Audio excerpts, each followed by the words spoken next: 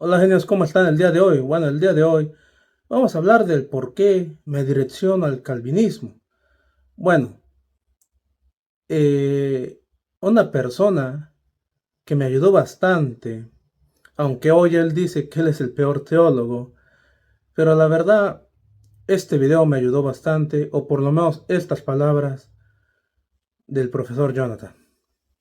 Y todos los que estaban predestinados a la salvación ingresaron a la iglesia. ¿Y quiénes son los que ingresan a la iglesia? Los predestinados. ¿Qué hizo Jacob para ser predestinado? Nada. ¿Qué hizo Esaú para ser rechazado? Nada. ¿Por qué? Romanos 9. Fue rechazado Esaú en el seno de Rebeca y fue aceptado Jacob en el seno de Rebeca. Entonces, ¿dónde están los méritos? Si los que son predestinados, como dice San Pablo en Efesios, antes de la fundación del mundo. Y todo el tiempo me aparece un texto bíblico que me dice, no, es sola gracia. Cuando yo lo quiero meter al hombre y darle algún mérito al hombre, no, pero el hombre tiene que creer, no, la fe es don de Dios. No, pero el hombre tiene que arrepentirse, no, el arrepentimiento lo da Dios. Bueno, pero el hombre tiene que buscar, no, no hay quien busque a Dios. No, bueno, pero el hombre tiene que hacer, no, la obra la hace Dios.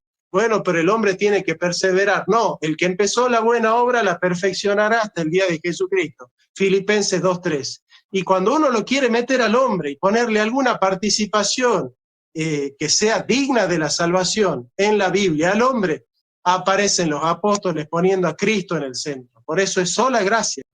Como ya vieron en el video, hermanos, y ya hay varios como ese donde el profe habla de la predestinación, de la gracia de Dios, del calvinismo en sí, y tal vez él no se ha dado cuenta, pero estos videos me han ayudado bastante a mí, donde muchos vieron, o donde muchos ven, un monstruo, como le han llamado algunos, un Dios injusto. Yo vi el amor y la misericordia, la justicia de Dios. No que yo no conociera que Dios ama a su creación, no que yo no conociera que Dios es justo, pero aquí fue como otra manera de ver, y entiéndaseme, cuando digo ver, es comprender de otra manera la justicia y el amor de Dios. Yo no voy a venir con preguntas súper intelectuales aquí, y con mis limitaciones en mi búsqueda, tal vez no encontré a la persona que me respondiera preguntas que yo me hacía cuando yo entré a los caminos del Evangelio. En mi limitada búsqueda y en mis capacidades humanas, yo leía y siempre he sido una persona que busca la lógica en todo. Ese es mi defecto. Pero siempre tiene que haber una razón por qué, ¿no? Así es mi mente. Y bueno, había cosas que me hacían pensar como preguntas tales como ¿por qué Abraham?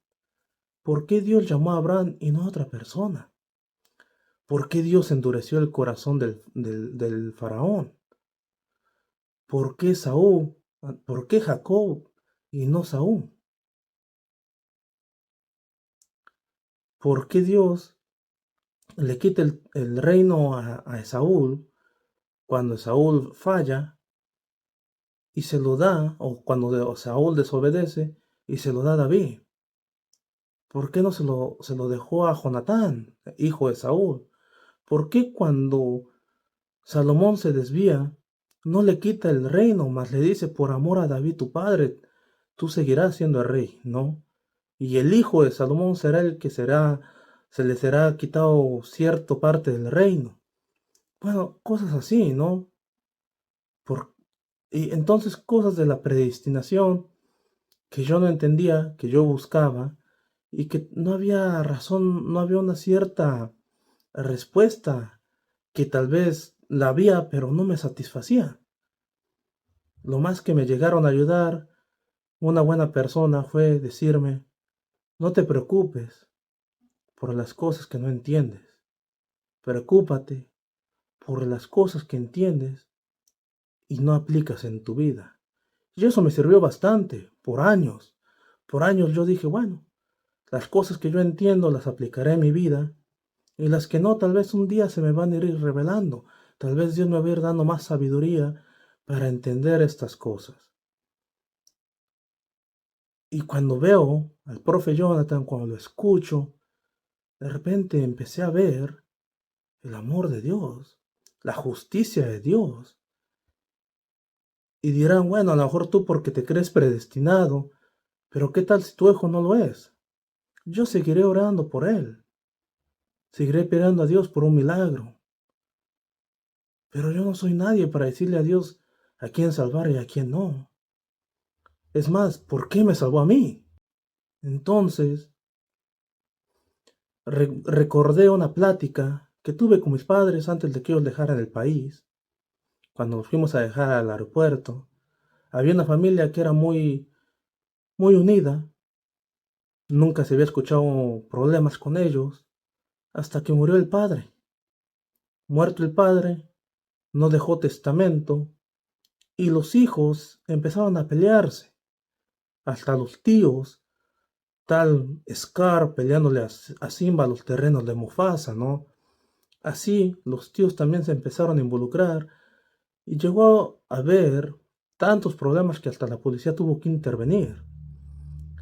Y yo recuerdo que hablando con mis padres y mis hermanos sobre tal situación, yo les comenté a mis padres, miren, si a mí ustedes me dejan todo y nada a mis hermanos, yo no les voy a preguntar por qué.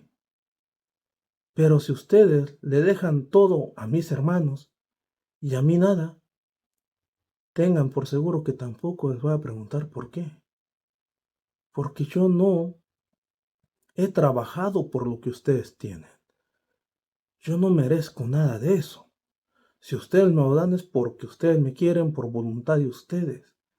Pero yo no les voy a preguntar, así como no les voy a preguntar por qué me dan, tampoco les voy a preguntar por qué no me dan. Qué hipócrita sería yo decirle, ¿por qué no me dan? Ah, pero cuando me dan no pregunto por qué. ¿Se entiende? Así entendí que yo no soy nadie para decir al Señor por qué este sí, por qué este no. Amén. Si mi nieto conoce a Dios, digamos que mi hijo sea un férreo ateo, pero mi nieto es un fiel sirviente de Dios. Yo daré gloria a Dios porque nosotros siendo polvo, Él sigue escogiendo gente para su pueblo. Y este es el camino por el que me voy tomando dirección. Tal vez no entienda todo y tal vez nunca entienda todo. Soy un neófito en el calvinismo, estoy aprendiendo apenas, estoy leyendo apenas, estudiando apenas las cosas del calvinismo. Hay muchas dudas, muchas preguntas, pero hoy no tengo un problema al leer pasajes como el que dice que Dios endurecía el corazón del faraón. No lo tengo. No tengo problemas al leer que a Jacob amó y a Esaú aborreció. Pero nada, genios, cuídense mucho. Chao.